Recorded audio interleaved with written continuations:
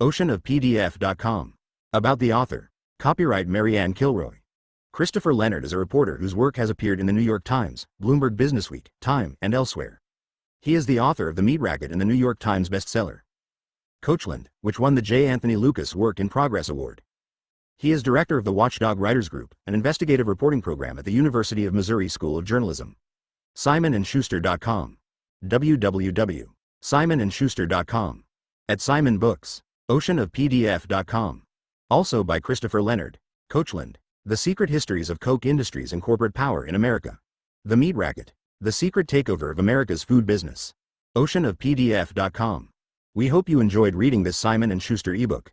Get a free ebook when you join our mailing list.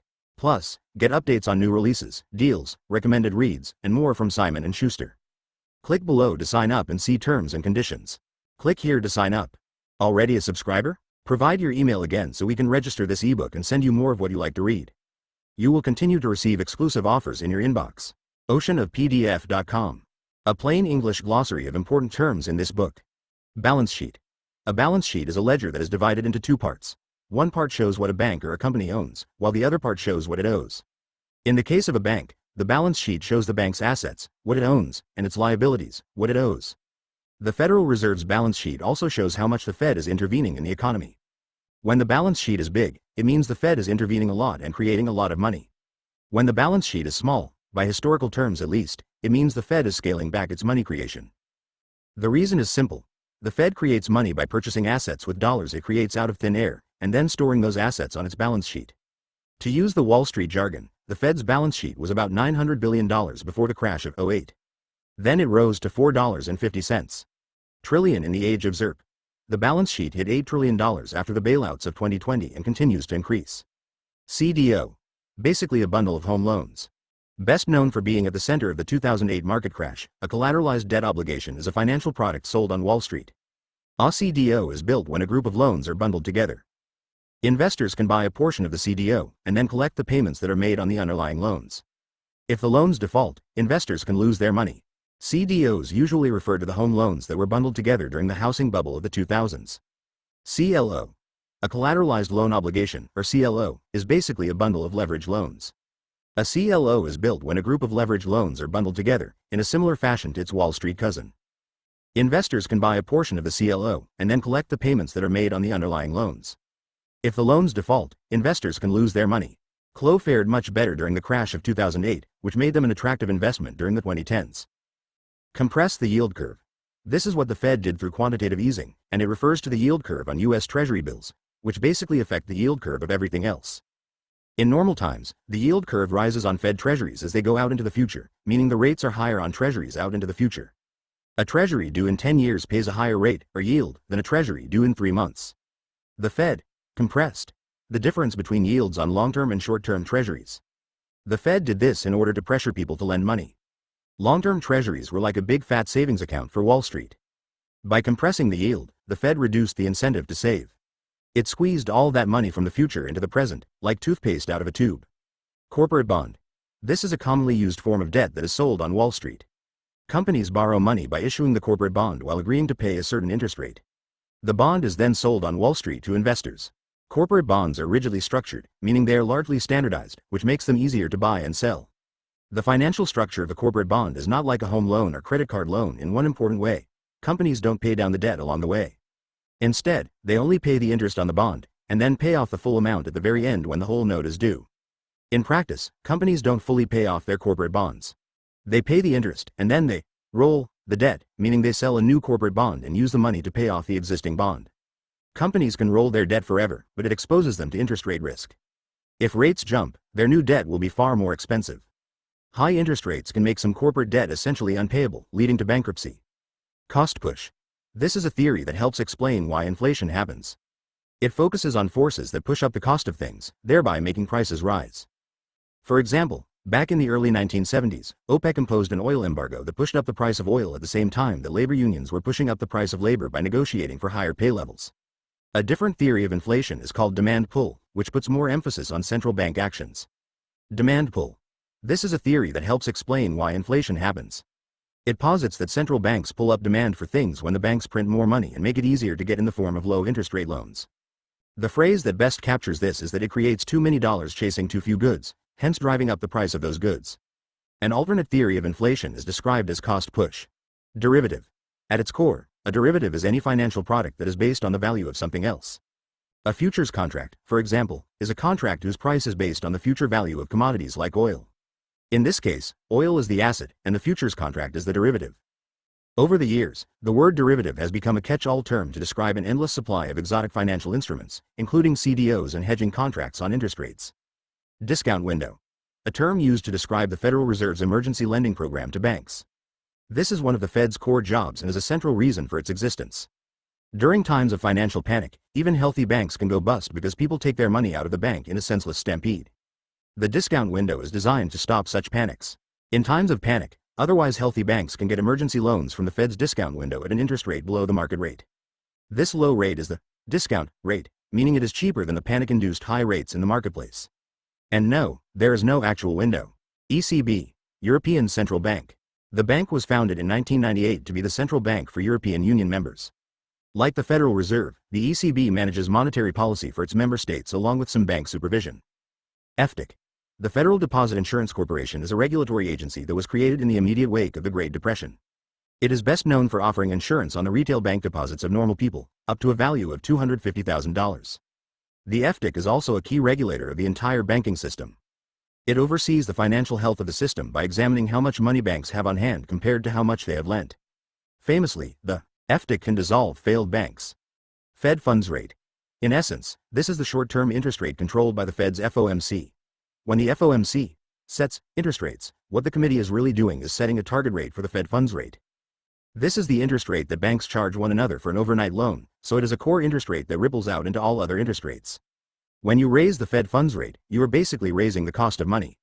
When you lower it, you are lowering the cost of money. Fed put. Wall Street slang for the widely held belief that the Federal Reserve will always intervene to maintain asset prices above a certain unspecified level. The terminology refers to a put contract, through which someone agrees to buy an asset at a certain price, even if the market price is lower. A put contract effectively puts a floor beneath that asset price for the contract holder. Investors believe there is a Fed put based on their observation that the Fed steps in when markets crash and creates more money to allay the volatility. Also known as the Greenspan put, the Bernanke put, the Yellen put, and the Powell put. Fiscal policy. This is government policy that has anything to do with collecting taxes and spending state money, including borrowed state money. For the purposes of this book, fiscal policy refers to almost all economic policies passed by democratically controlled government bodies, such as state or federal legislatures, as opposed to monetary policy, which is controlled by the Federal Reserve. FOMC. The Federal Open Market Committee is the policy committee at the Fed that sets a target for short-term interest rates. The FOMC meets every 6 weeks to debate where short-term interest rates ought to be set, along with other policies the Fed can impose such as quantitative easing. The FOMC has 12 members, which always includes all 7 members of the Fed's Board of Governors. This includes a permanent seat for the most important governor, the chairman of the Fed. Another seat is permanently reserved for the president of the New York Federal Reserve. The New York Fed president gets special treatment because that bank is the most important of the Fed's 12 regional banks. The New York Fed conducts the open market operations that control interest rates, and it is close to the most important Wall Street banks. The other 4 seats on the committee are filled on a rotating basis by the Fed's regional bank presidents. These executives rotate on and off the FOMC as voting members for 1 year at a time. The regional presidents are the least powerful members of the FOMC. Even if they vote as a bloc, they can always be outvoted by the 7 governors. Futures market. The market where futures contracts are bought and sold. Futures contracts are derivatives that carry a price to be paid at a given future date for a wide variety of products, like corn, oil, or even shares of stock. Hawks and doves. These terms are used to define the basic political orientation of any voting member on the Fed's FOMC. Hawks try to restrain the Fed's intervention and limit its easy money policies. Doves are more comfortable with bigger interventions and keeping interest rates lower for longer. Hawks are associated with America's conservative political movements, while doves have become associated with liberal political movements. Interest rates.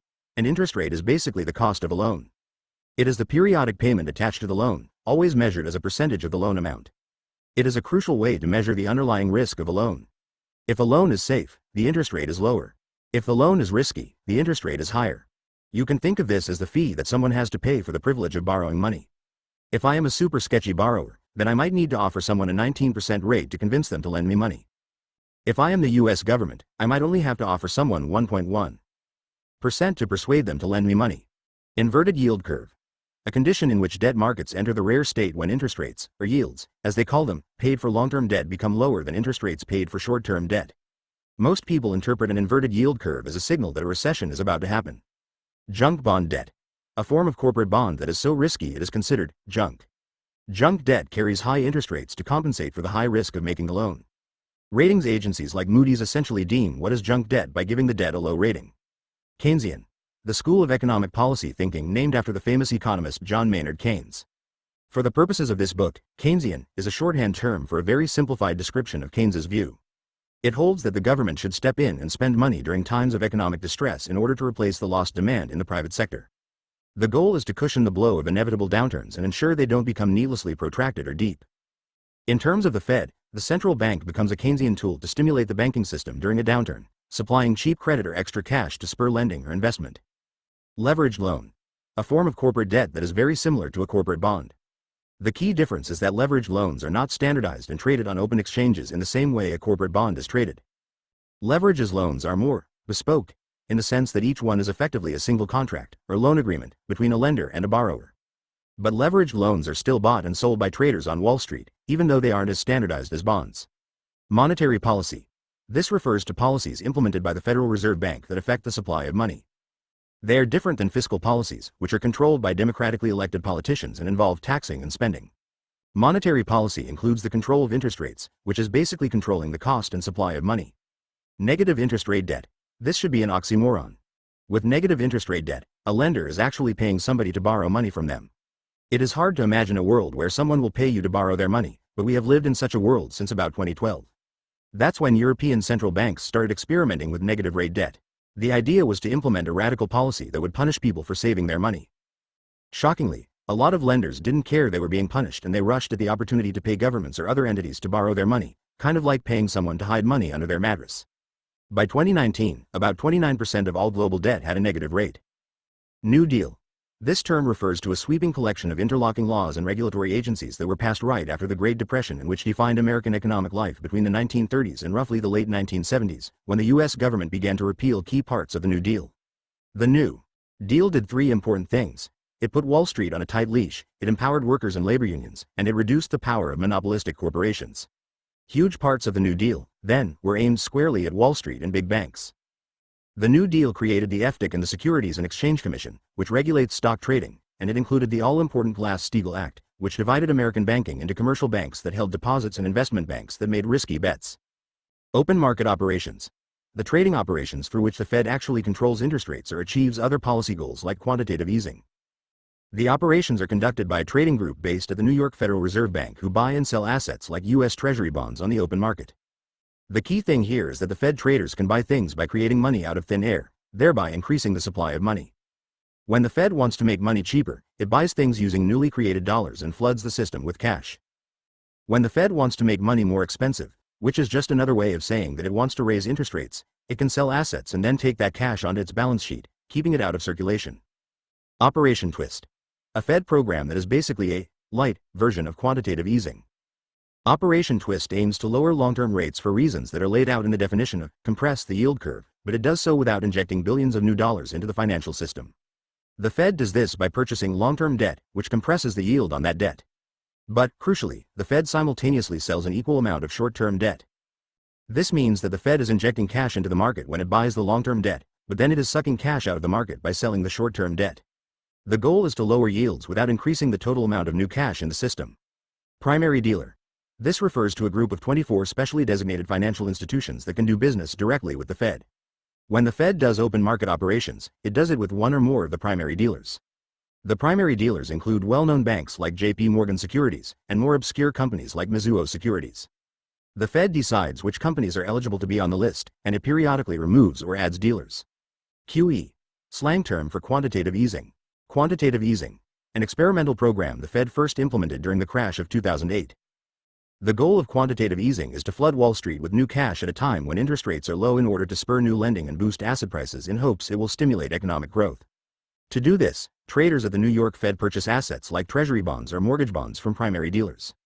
The Fed buys the assets with newly created dollars, then holds the assets on its balance sheet. As a result, new dollars are deposited in the primary dealers' reserve accounts at the Fed. There were 4 major rounds of QE. The first round was an emergency measure during the global financial crisis of 2008. Then, in late 2010, the Fed initiated another round of QE, known as QE2, that pumped $600 billion into Wall Street with the goal of spurring economic growth during the anemic recovery. In 2012, the Fed initiated a third round, known as QE3, which was the largest to date, at $1.60 trillion. Starting in late 2019, the Fed did about $400 billion in QE after the repo market froze up.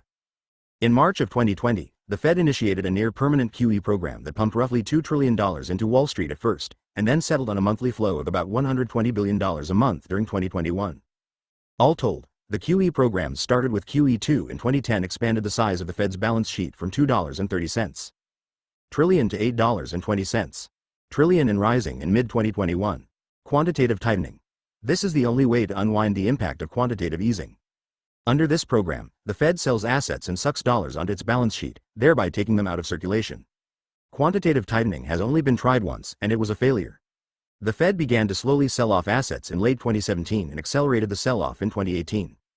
The Fed was able to draw down the value of assets on its balance sheet, which it had purchased through QE, from almost $4.50 trillion to a little less than $3.80 trillion. Then the financial system short-circuited. The Fed halted tightening and eventually resumed quantitative easing, boosting its balance sheet above $8 trillion. Reserve account. The account that banks hold inside the Federal Reserve. The reserve accounts discussed in this book tend to be those of the primary dealers, who can sell assets to the Fed and collect new dollars in their reserve accounts. Reserve currency.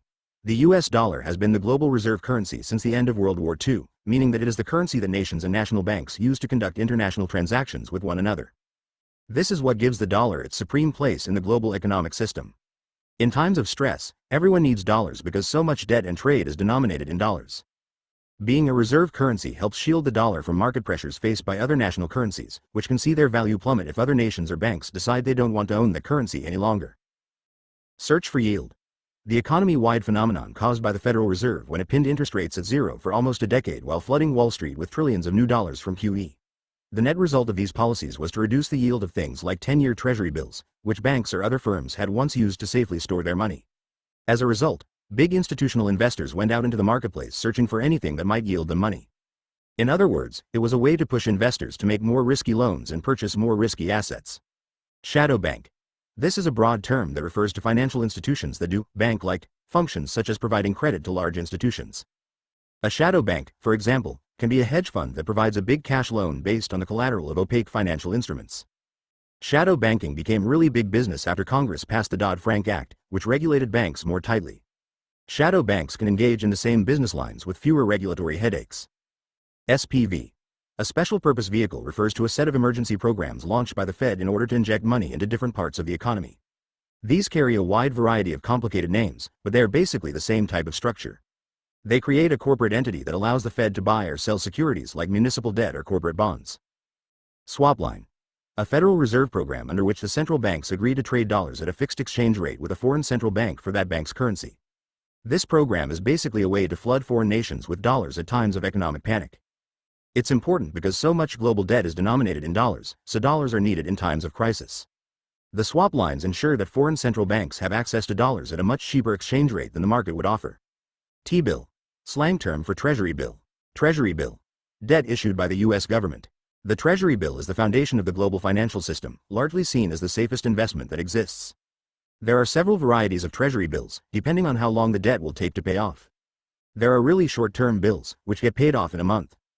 Then there are 2-month, 3-month, 1-year, 5-year, and 10-year bills and on down the line, including a 30-year Treasury.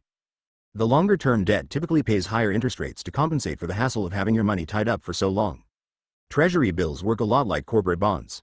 The U.S. government issues the bill, or bond, as some call it, and gets all the cash up front. Then the government pays periodic interest payments on the bill until the final date the bill is due, at which point the government either pays the full amount or rolls the bill by taking on new debt and paying off the existing debt with the cash from that sale. This is why the U.S. government's debt burden can rise if interest rates rise. The Treasury will need to roll its existing debt into higher interest debt. Yield. For the purposes of this book, the term yield refers to interest payments that are made on any kind of debt or investment. If a Treasury bill pays 1%, for example, it is said to have a 1% yield. Yield is a term that traders use all the time to talk about how much money they can earn from buying certain kinds of debt or assets. Yield curve. This is a representation comparing the yield on different kinds of debt.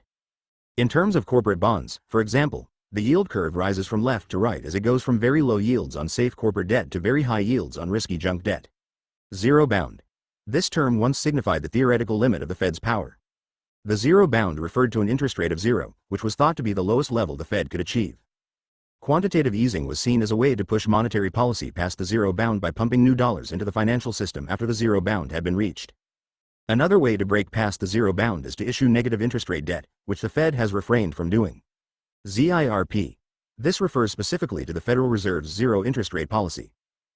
More broadly, financiers use this term to describe the Fed's policy between 2008 and roughly 2017, when the Fed kept interest rates pinned at zero, or very near zero, while pumping more cash into the financial system through quantitative easing. These were the most extreme easy money policies in the history of the central bank. Oceanofpdf.com. Notes. Some of the information in this book comes from knowledge I derived after spending more than 10 years writing about the U.S. economy. Some background facts, such as general descriptions of the global financial crisis in 2008, for example, come from my personal reporting over the years. These notes do not list every article one wrote to substantiate that reporting. Below zero. Thomas Hoenig woke up early on November 3. Thomas Hoenig, interviews by author, 2016 to 2021. Transcript of the meeting of the Federal Open Market Committee, November 2 to 3, 2010. For a year now, Hoenig had been voting no. Transcripts of the meetings of the Federal Open Market Committee, January, March, April, May, June, August, September, October, and November 2010. Hoenig, interviews with author, 2016 to 2021.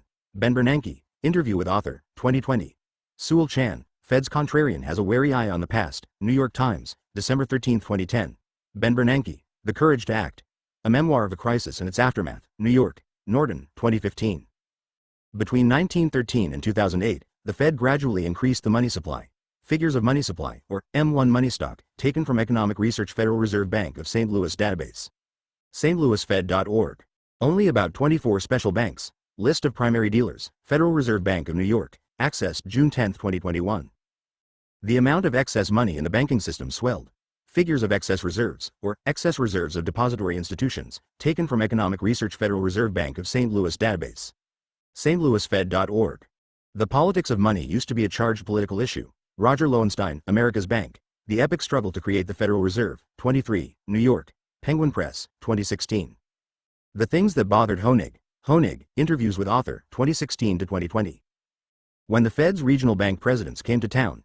Hoenig, interviews with author, 2016 to 2021. All descriptions of Hotel Fairmont are taken from author's notes, video, and photographs taken at the hotel in 2020, and from the hotel's marketing photos at Fairmont.com. There was a deep feeling of collegiality among the bank presidents.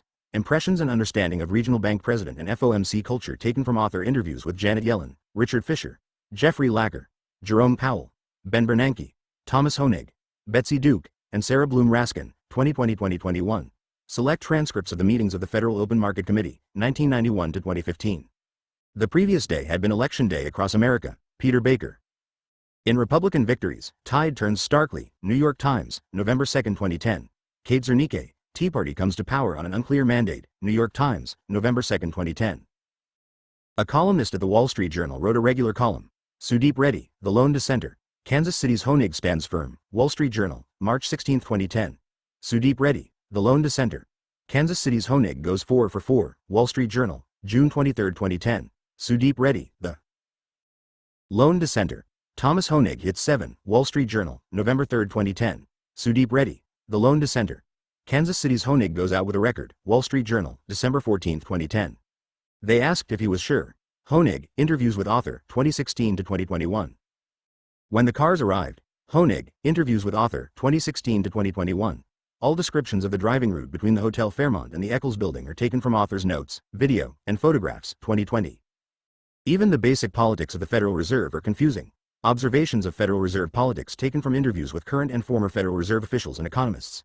Christopher Leonard, How Jay Powell's Coronavirus Response is Changing the Fed Forever. Time, June 11, 2020. The historical record shows that this narrative is entirely wrong. Transcripts of the meetings of the Federal Open Market Committee, January, March, April, May, June, August, September, October, and November 2010. Mary Anastasia O'Grady, The Fed's Monetary Dissident, Wall Street Journal, May 15, 2010. Thomas Hoenig Lecture, Anderson Chandler Lecture Series, University of Kansas School of Business, October 26, 2010. KansasPublicRadio.org. Thomas Hoenig Speech, Hard Choices, Town Hall Meeting, Lincoln, Nebraska, August 13, 2010. When Hoenig talked about allocative effects. Hoenig, Interviews with Author, 2016 to 2021. Hoenig's ride continued south toward the Fed headquarters. Descriptions of the driving route between the Hotel Fairmont and the Eccles Building are taken from author's notes, video, and photographs, 2020. When Ben Bernanke published a memoir. Ben Bernanke, Interview with Author, 2020. Bernanke, The Courage to Act. Bernanke published papers on this concept. Lawrence M. Ball, Ben Bernanke and the Zero Bound, National Bureau of Economic Research Working Paper 17836, February 2012. Members of the FOMC were worried about this. Transcripts of the meetings of the Federal Open Market Committee, January, March, April, May, June, August, September, October, and November 2010. He explained his heightened worries. Transcript of the meeting of the Federal Open Market Committee, August 10, 2010, 119 to 20. In August, Bernanke began a public campaign. Sewell Chan, Fed ready to dig deeper to aid growth, chief says, New York Times, August 27, 2010. The Economic Outlook and Monetary Policy, remarks by Ben S. Bernanke, Chairman, Board of Governors of the Federal Reserve System, at the Federal Reserve Bank of Kansas City Economic Symposium, Jackson Hole, Wyoming, August 27, 2010. The Basic Mechanics and Goals of Quantitative Easing. This description of quantitative easing is based on the author's interviews with current and former Federal Reserve officials, financial traders, financial analysts, and senior members of the New York Federal Reserve Bank who designed and implemented the program, 2016 to 2020. Brett W. Foley and Christopher J. Neely, 4 Stories of Quantitative Easing, Federal Reserve Bank of St. Louis, Review, January, February 2013. Stephen Williamson, Quantitative Easing. Does this tool work? St. Louis Federal Reserve Bank, The Regional Economist, 3rd quarter 2017, Quantitative Easing Explain. The Basic Mechanics and Goals of Quantitative Easing. This description of quantitative easing is based on the author's interviews with current and former Federal Reserve officials, financial traders, financial analysts, and senior members of the New York Federal Reserve Bank who designed and implemented the program, 2016 to 2020. Brett W. Foley and Christopher J. Neely, 4 Stories of Quantitative Easing, Federal Reserve Bank of St. Louis, Review, January, February 2013. Stephen Williamson, Quantitative Easing.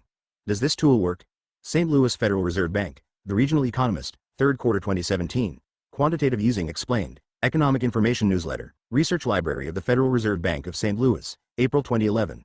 QE and Ultra-Low Interest Rates, Distributional Effects and Risks, McKinsey Global Institute Discussion Paper, November 2013. Officials, financial traders, financial analysts, and senior members of the New York Federal Reserve Bank who designed and implemented the program, 2016 to 2020. Brett W. Foley and Christopher J. Neely, 4 Stories of Quantitative Easing, Federal Reserve Bank of St. Louis, Review, January, February 2013. Stephen Williamson, Quantitative Easing. Does this tool work? St. Louis Federal Reserve Bank, The Regional Economist, 3rd quarter 2017. Quantitative Easing Explained, Economic Information Newsletter, Research Library of the Federal Reserve Bank of St. Louis, April 2011. QE and Ultra-Low Interest Rates, Distributional Effects and Risks, McKinsey Global Institute Discussion Paper, November 2013. During the FOMC meeting in September, transcript of the meeting of the Federal Open Market Committee, September 21, 2010, 105 to 107. These comments irritated Ben Bernanke. Bernanke, The Courage to Act, New York.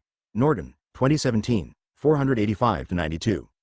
When the Fed gathered to vote on the quantitative easing plan in November, transcript of the meeting of the Federal Open Market Committee, November 2 to 3, 2010. Good morning everybody, Bernanke said, IBID. Numbers. When Thomas Hoenig was 9 years old, Thomas Hoenig, Interviews with Author, 2020. Kathleen Kelly, Interview with Author, 2020. Arlene M. Hoenig Obituary, January 2011. Scott Landman, Thomas Hoenig is Fed Up, Bloomberg Businessweek, September 23, 2010. Sewell Chan, Fed's Contrarian has a wary eye on the past, New York Times, December 13, 2010. Tom decided to go to college. Hoenig, Interviews with Author, 2020. Kathleen Kelly, Interview with Author, 2020. Hoenig and McKeon worked together in a small bunker. John McKeon, Interview with Author, 2020. Images of Vietnam-era fire control bases and FADAC computers taken from online diaries and blogs of Vietnam veterans and military historians. As fire control specialists, Hoenig and McKeon sat on a committee.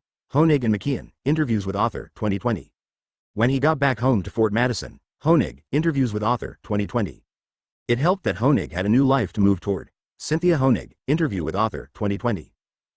When Tom Hoenig studied economics at Iowa State. Hoenig, Interviews with Author, 2020. Thomas M. Hoenig, Anticipating State Revenue for Iowa Through Regression on Personal Income. Iowa State University Capstones, Theses and Dissertations, 1972. Thomas M. Honig, Commercial Banking, Competition in the Personal Loan Market, Iowa State University Capstones. Theses and Dissertations, 1974. There is nothing in the U.S. Constitution that demands a central bank. Roger Lowenstein, America's Bank. The Epic Struggle to Create the Federal Reserve, New York. Penguin Press, 2016. William Grider, Secrets of the Temple. How the Federal Reserve Runs the Country, New York. Simon & Schuster, 1987. The tension was also encoded into the Fed's structure. Peter Condy Brown, The Power and Independence of the Federal Reserve, Princeton, N.J.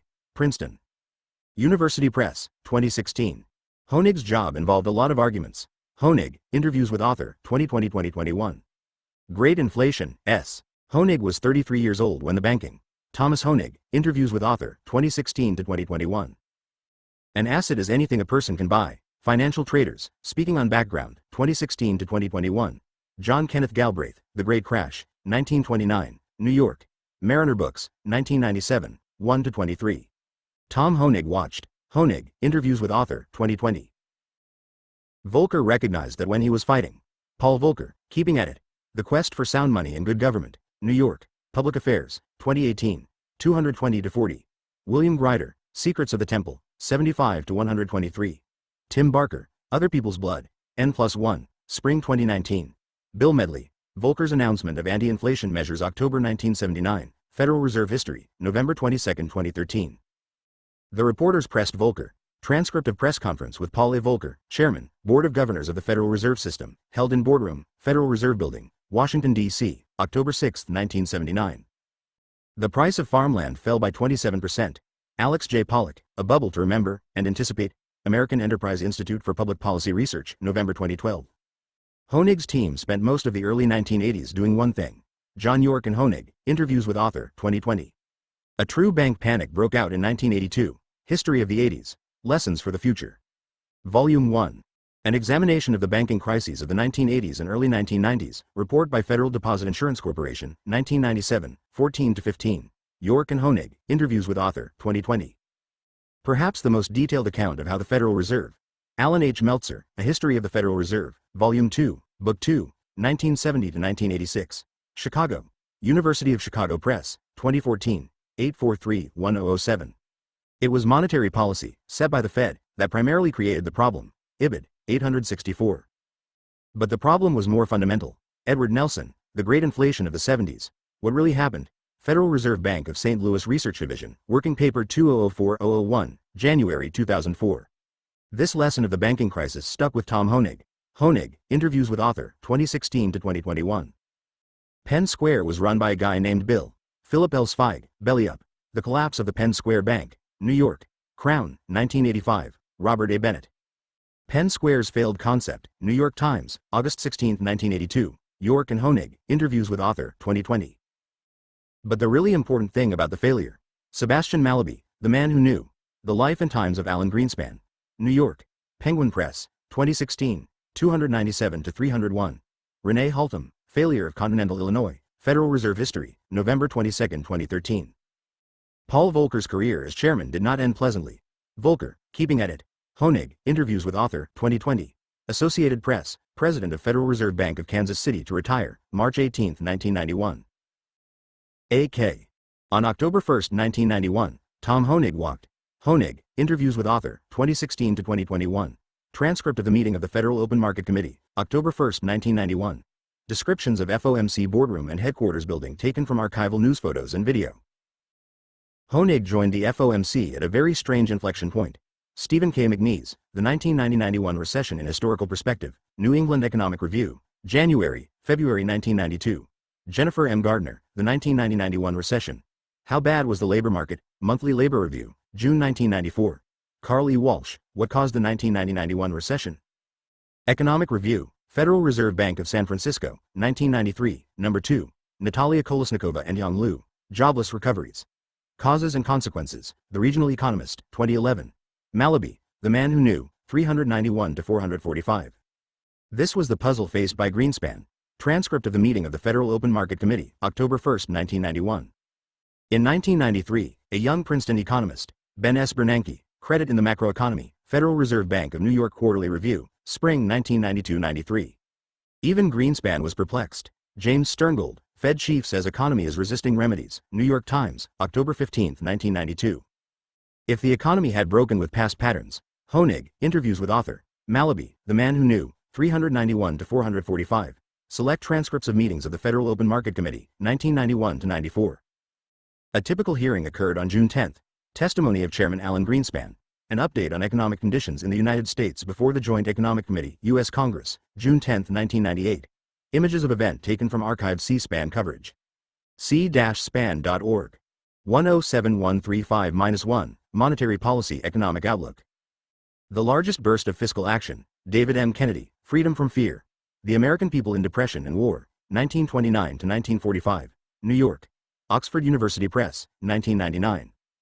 The Federal Reserve presented elected politicians. Nicholas Lemann, Transaction Man. The Rise of the Deal and the Decline of the American Dream. New York. Farrar, Straus and Giroux, 2019, 57 to 64. In 1989, interest rates had been close to 10%. Figures of interest rates, or effective federal funds rate, taken from Economic Research Federal Reserve Bank of St. Louis database. stlouisfed.org. Honig, interviews with author, 2016 to 2020. Vote tallies taken from select transcripts of meetings of the Federal Open Market Committee, 1991 to 2006. Behind the cloud of FedSpeak, there were disputes. Malaby, The Man Who Knew. Select transcripts of meetings of the Federal Open Market Committee, 1991 to 2000.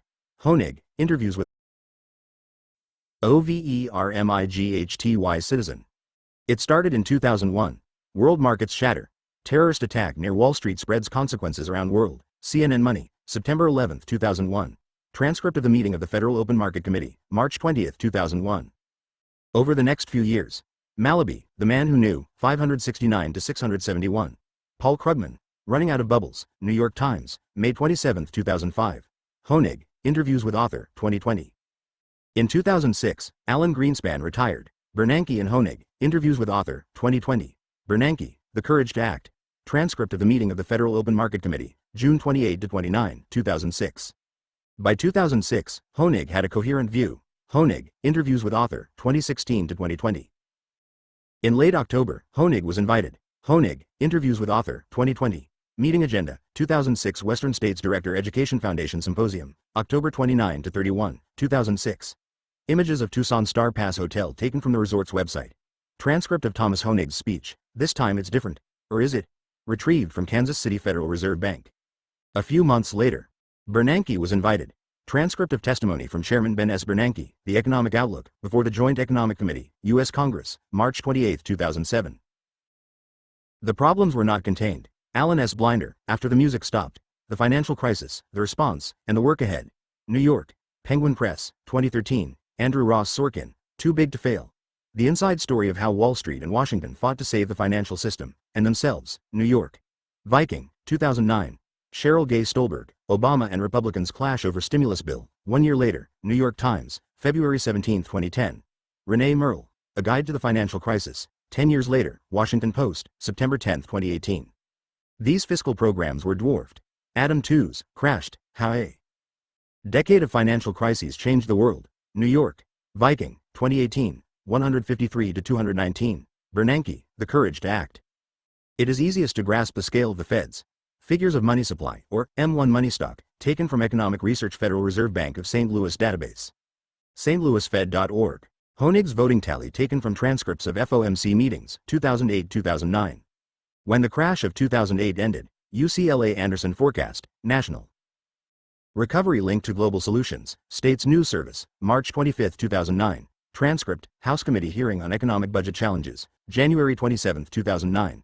Cheryl Gay Stolberg, Obama and Republicans Clash Over Stimulus Bill, 1 year later, New York Times, February 17, 2010. All of this put even more pressure on central banks.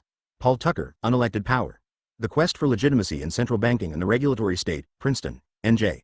Princeton University Press, 2018. In nearly 20 years as an FOMC member, Daniel L. Thornton and David C. Wheelock, Making Sense of Dissents. A History of FOMC Dissents, Federal Reserve Bank of St. Louis Review, 3rd quarter 2014. Sudeep Reddy, The Lone Dissenter. Kansas City's Honig Goes Out with a Record, Wall Street Journal, December 14, 2010. Transcripts of FOMC meetings when Thomas Honig dissented. July 1995, May 2001, December 2001, and October 2007. Honig could sense the uneasiness in the room. Honig, interviews with author, 2020. Money bomb. After he had cast his vote, Thomas and Cynthia Honig, interviews with author, 2020. The Fed's policies were an obsession. Carola Binder, Federal Reserve Communication and the Media, Journal of Media Economics, October 2017. Carola Binder, interview with author, 2020. On the night that Honig cast his dissent, Americans spending more time following the news, Pew Research Center, September 12, 2010. Political Polarization and Media Habits, Pew Research Center, October 21, 2014. Glenn Beck Monologue, Devaluing the Dollar, 2010, uploaded to YouTube. YouTube.com. Survey of Drudge Report and Huffington Post coverage taken from the Internet Archive at archive.org. The Fed was, in fact, trying to devalue. Transcript of meeting of the Federal Open Market Committee, November 2-3, 2010. Ben Bernanke helped entrench. Video and transcript of Ben Bernanke's appearance on 60 Minutes. Bernanke's 2009 appearance. YouTube.com. Bernanke's 2010 appearance. YouTube.com. Bernanke, The Courage to Act. Beginning on November 4, 2010, The American Financial System. Notes from author's tour of New York Federal Reserve Bank trading floor, February 2020. Author interviews with 6 current and former senior officials at the New York Federal Reserve Bank, 2020-2021, speaking on background. 3 of these officials directly implemented the quantitative easing program. To understand the effects of ZIRP, author interviews with financial traders on background, 2016-2020. The author is particularly indebted to one trader who prefers to remain anonymous and who has a keen grasp of how markets work. Among many sources documenting the search for yield as QE and ultra-low interest rates, distributional effects and risks, McKinsey Global Institute discussion paper, November 2013. Celine Choulet, QE and Bank Balance Sheets, The American Experience, Conjuncture, July-August 2015. In early 2011, Honig retired. Frank Morris, Fed dissenter Thomas Honig retires, All Things Considered, September 28, 2011. Transcript of Thomas Honig's speech, Monetary Policy and the Role of Dissent, delivered at the Central Exchange, January 5, 2011. Between November 2010 and June 2011, figures of money supply, or M1 money stock, taken from Economic Research Federal Reserve Bank of St. Louis database. stlouisfed.org. Figures of excess reserves, or excess reserves of depository institutions, taken from Economic Research Federal Reserve Bank of St. Louis database. stlouisfed.org. Bernanke's strongest opposition, Jerome H. Powell and Betsy Duke, interviews with author, 2020. Bernanke, The Courage to Act, 531-63, selected transcripts of meetings of the Federal Open Market Committee, 2012-2014. Quantitative quagmire. When Jerome Powell joined the Fed board, Jerome H. Powell and Elizabeth, Betsy, Ashburn Duke, interviews with author, 2020. Former Fed official, background interviews with author, 2020. Bernanke, The Courage to Act, 502-533. Transcripts of meetings of the Federal Open Market Committee, January, March, April, June, July, and September 2012. The Fed had already employed 2 large-scale asset purchases. Timeline, Federal Reserve Bank of New York, Access 2020, Review of Monetary Policy Strategy, Tools, and Communications, Timelines of Policy Actions and Communications, Balance Sheet Policies, Federal Reserve Board, Access 2020, Nick Timiraos, Fed releases transcripts of 2012 policy meetings, Wall Street Journal, January 5, 2018. Powell began to work closely. Duke, interviews with author, 2020. John Hilsenrath, How Bernanke Pulled the Fed His Way, Wall Street Journal, September 28, 2012. Transcripts of meetings of the Federal Open Market Committee, January, March, April, June, July, and September 2012. Bernanke, The Courage to Act, 502-533. When Bernanke lobbied the Fed governors, Duke, interviews with author, 2020. 2 former FOMC members, interviewed on background by author, 2020. Richard Fisher, interviews with author, 2020. John Hilsenrath, How Bernanke Pulled the Fed His Way, Wall Street Journal, September 28, 2012. In his very first meeting at the FOMC, Powell, Duke, interviews with author, 2020. 2 former FOMC members, interviewed on background by author, 2020. Transcript of the meeting of the Federal Open Market Committee, June 19-20, 2012. Christopher Leonard, How Jay Powell's Coronavirus Response is Changing the Fed Forever, Time, June 11, 2020. One of Bernanke's Secret Weapons, Duke and Yellen, interviews with author, 2020. Transcripts of meetings of the Federal Open Market Committee, January, March, April, June, July, and September 2012. Fisher said that he had transcript of meeting of the Federal Open Market Committee, July 31 to August 1, 2012. Fisher, interviews with author, 2020. Peter Condy Brown, The Power and the Independence of the Federal Reserve, Princeton, N.J. Princeton University Press, 2017, 91. During the July meeting, Powell and Duke, interviews with author, 2020. Transcript of the meeting of the Federal Open Market Committee, July 31 to August 1, 2012. The weather was beautiful. Archived television and photographic coverage of Jackson Hole Symposium. John Hilsenrath, Fed sets stage for stimulus. Wall Street Journal, August 31, 2012.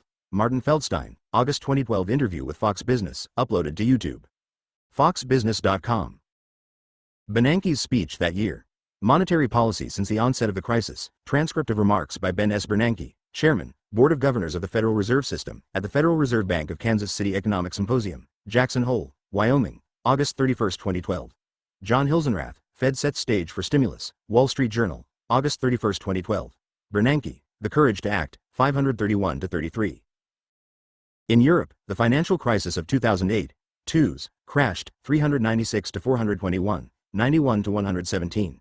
Jackie Calms, next on the agenda for Washington. Fight over debt, New York Times, April 9, 2011. Benjamin Applebaum, debt ceiling has some give, until roof falls in, New York Times, May 4, 2011. Jackie Calms, demystifying the fiscal impasse that is vexing Washington, New York Times, November 15, 2012. On September 12, Duke, Bernanke, Fisher, and Powell, interviews with author, 2020. Two former FOMC officials, background interviews with author, 2020. Transcript of the meeting of the Federal Open Market Committee, September 12 to 13, 2012. The presentation was written by Seth Carpenter. Seth Carpenter, interview with author, 2020. Seth B. Carpenter and Michelle Ezer, material for briefing on potential effects of a large-scale asset purchase program, September 12, 2012. Figures on interest rates, or effective federal funds rate, taken from Economic Research Federal Reserve Bank of St. Louis database. stlouisfed.org. Figures on 30-year home loan rates, or 30-year fixed-rate mortgage average in the United States, taken from Economic Research Federal Reserve Bank of St. Louis database. stlouisfed.org. Figures on value of Fed bonds in the New York trading account taken from System Open Market Account Portfolio. NewYorkFed.org. Figures on price inflation taken from Median PCE Inflation, Federal Reserve Bank of Cleveland. ClevelandFed.org. All data accessed in 2020. These forecasting errors were not an isolated incident. Brian Fabo, Martina Jankakova, Elizabeth Kempf, and Lubos Pastor, 50 Shades of QE. Conflicts of Interest in Economic Research, National Bureau of Economic Research Working Paper number 27849, September 28, 2020. These arguments were tame. Transcript of the meeting of the Federal Open Market Committee, September 12 to 13, 2012. When the Fed announced that its QE, Duke, Fisher, Powell, and Bernanke, interviews with author, 2020.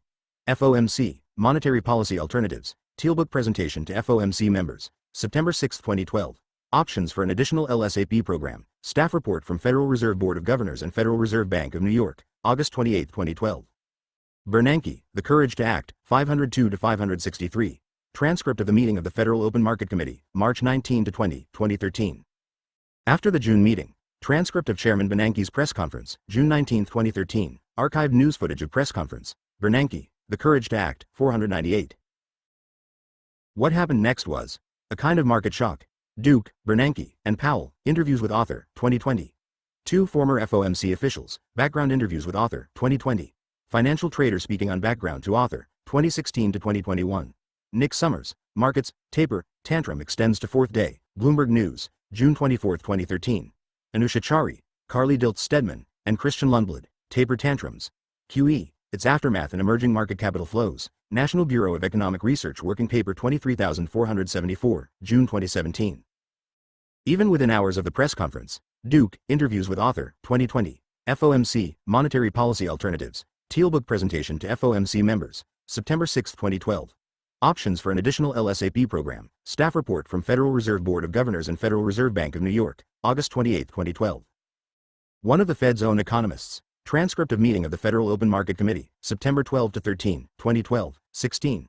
Transcript of meeting of the Federal Open Market Committee, March 19 to 20, 2013, 22 to 24. Transcript of meeting of the Federal Open Market Committee, January 29 to 30, 2013. XER. When Jay Powell was a senior, Powell, interview with author, 2020, notable alumni, Georgetown Preparatory School. Descriptions of Georgetown Prep taken from notes by author, 2020, and campus map from the school's website. Patricia H. Powell obituary, 2010. Jerome Powell, senior, obituary, 2007. Alyssa Leonard to wed Jerome H. Powell, New York Times, September 15, 1985. As an adult, Jay Powell knew Josh Boak and Christopher Rugaber as Fed chief. Powell would bring a knack for forging consensus, Associated Press, November 5, 2017. Gary Siegel, Market sees Powell nomination as continuation of policy.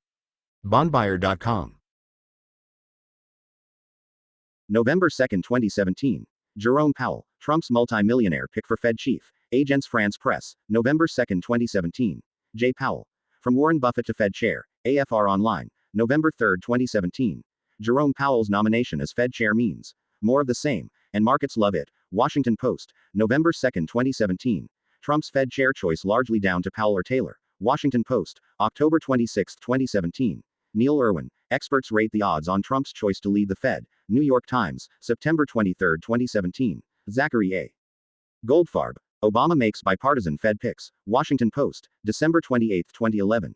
GEF adds to investment team. Business Wire, July 8, 2008. When journalists describe Dylan Reed, banker joins Dylan Reed. New York Times, February 17, 1995. Anthony Bianco, the Wonder Woman of Muni Bonds. Bloomberg Businessweek, February 23, 1987. Catherine Austin Fitts, Dylan Reed and Company Inc. and the Aristocracy of Prison Profits, 2006. Jamlab.us. It might seem odd that a lawyer. Catherine Austin Fitts, interview with author, 2020. There are two basic kinds of corporate debt. Greg Nini, Vicky Bryan, and Austin Fitts, interviews with author, 2020.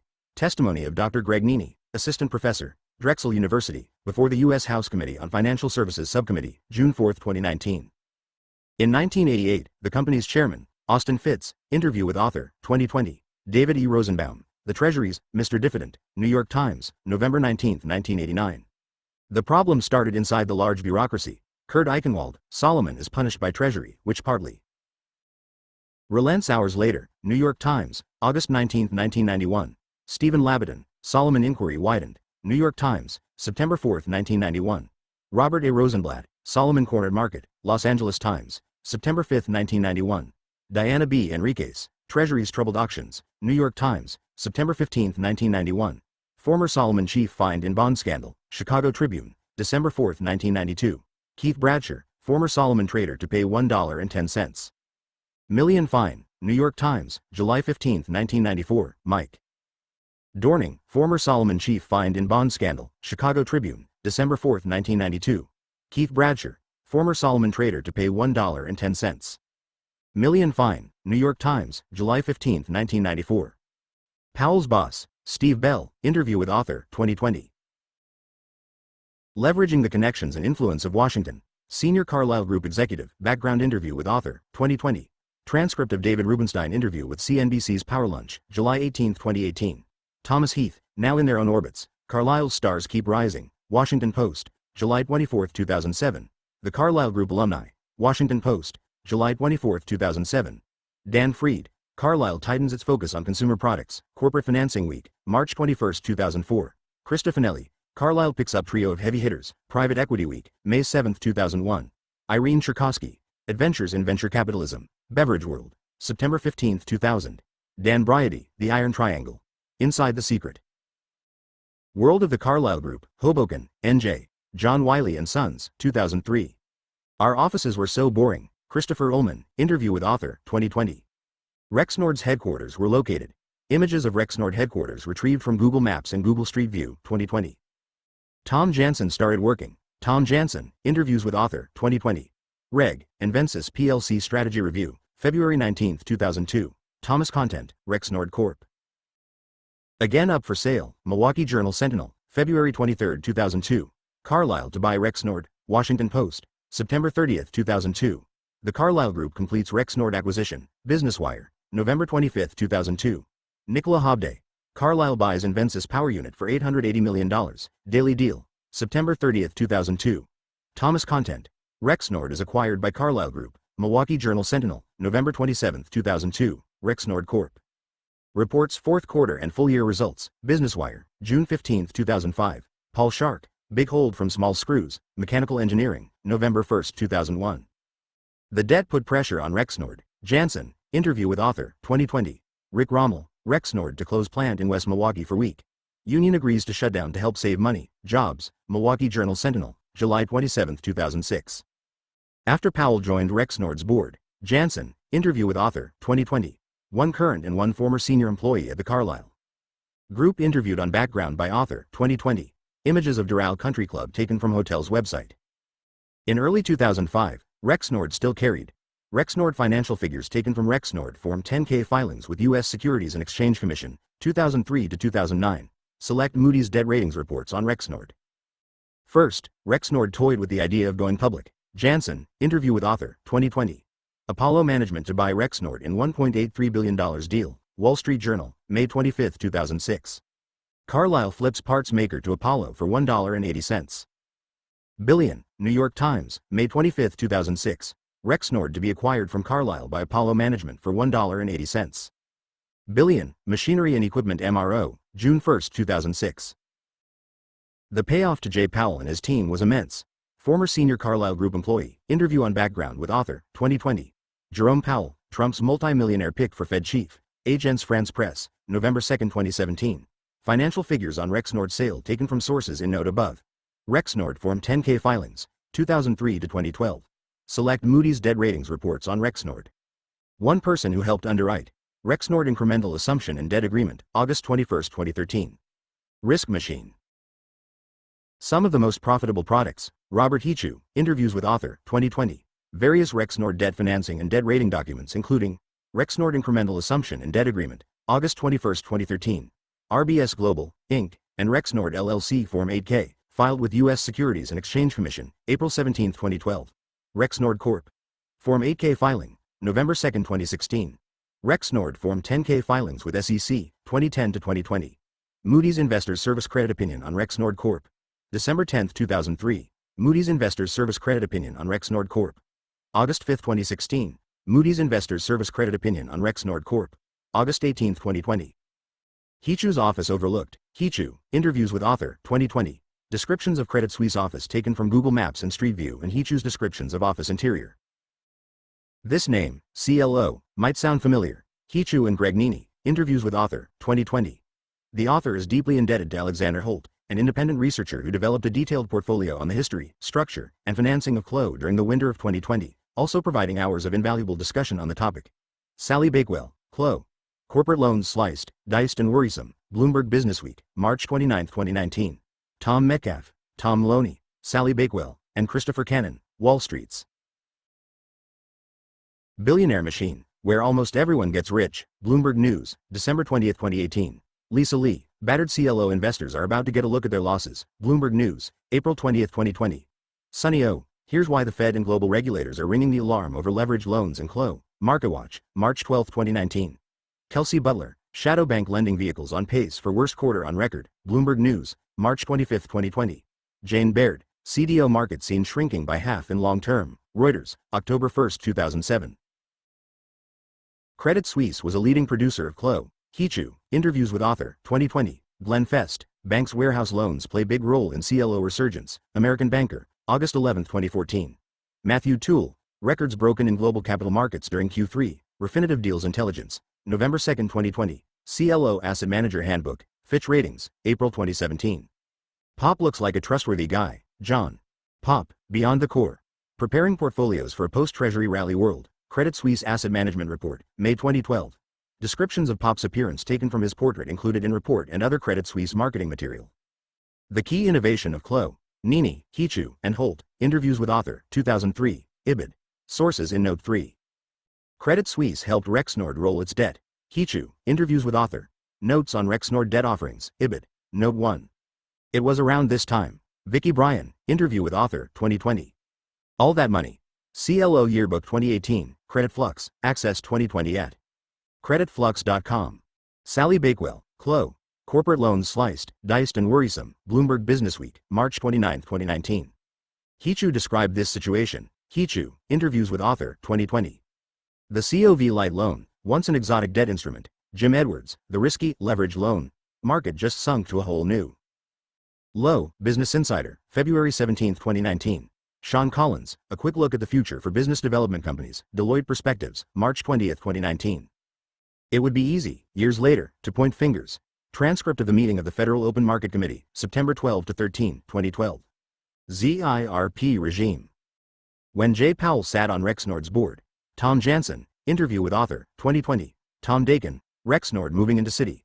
Executives will work at Global Water Center, Milwaukee Journal Sentinel, April 1, 2014. Description of Rexnord's headquarters taken from Google Maps and Street View, 2020. These factories were seen as assets. Janssen, interview with author, 2020. Debt ratings analyst, background interview with author, 2020. Rexnord Corp. 10K filings with U.S. Securities and Exchange Commission, 2013 to 2020. Moody's Investors Service Credit Opinion on Rexnord Corp. August 18, 2020. Rexnord announces President and Chief Executive Officer's appointment. Business Wire news release, September 14, 2009. Rexnord Corp. 14A proxy filings with SEC, 2012 to 2020. When Todd Adams talked publicly. Todd Adams, Rexnord marketing video. A message from CEO Todd Adams, access to company's website. RexnordCorporation.com. Compensation figures taken from Rexnord 10K and 14A proxy filings. When John Feltner got the chance to interview. John Feltner, interviews with author, 2020-2021. Rick Barrett, Rexnord workers stuck in middle, Milwaukee Journal Sentinel, December 9, 2016. Robert King, Rexnord worker feels pain of coming closure. Indiana plant shifts positions to Mexico, Milwaukee Journal Sentinel. March 1, 2017. Farrah Stockman, becoming a steelworker liberated her. Then her job moved to Mexico, New York Times, October 14, 2017. From the view of Rexnord's headquarters office. Debt figures taken from Rexnord Corp. 10K filings with U.S. Securities and Exchange Commission, 2013 to 2020. Ownership stakes taken from Rexnord 14A filing, 2014. Rick Barrett, Rexnord stock gains 11% in debut. Shares close at $20 a day after IPO priced at $18, Milwaukee Journal Sentinel. March 30, 2012. Stock buybacks were made legal in 1982. William Lazonick, Profits Without Prosperity, Harvard Business Review, September 2014. Liu Zhang and Priscilla Luck, examining share repurchasing in the S&P buyback indices in the U.S. market, S&P Dow Jones Indices, March 2020. Cirio Aramonte, Mind the Buybacks, Beware of the Leverage, BIS Quarterly Review, September 2020. The Most Boring Seeming Companies in America. Antoine Guerra and Nathan Vardy, Inside the $2.50 Trillion Debt Binge that has taken S&P 500 titans including Boeing and AT&T from blue chips to junk, Forbes, July 2020. Rexnord was considering a stock buyback in 2015. Rexnord 10K and 14A proxy filings, 2013 to 2020. Feltner was a longtime union guy. Feltner, interviews with author, 2020-2021. James Briggs, manufacturer Rexnord plans to move 300 high-paying jobs to Mexico. Indianapolis Star, October 14, 2016. King, Rexnord worker feels pain of coming closure. Robert King, laid off from Rexnord, once bitter worker settles into a new norm. Indianapolis Star, February 9, 2018. All Rexnord debt figures taken from Rexnord Corp. 10K filings with SEC, 2015 to 2020. Moody's Investors Service Credit Opinions on Rexnord Corp. 2015 to 2020. In May 2016, Rexnord made. Brooke Sutherland, toilet maker may sue buyer flush with cash, with industrials desperate for deals. A Rexnord sale makes sense. Bloomberg News, May 25. Looking back, Rexnord employees would say. Feltner, interviews with author, 2020-2021. Stockman, becoming a steelworker liberated her. Briggs, manufacturer Rexnord plans to move 300 high-paying jobs to Mexico. King, Rexnord worker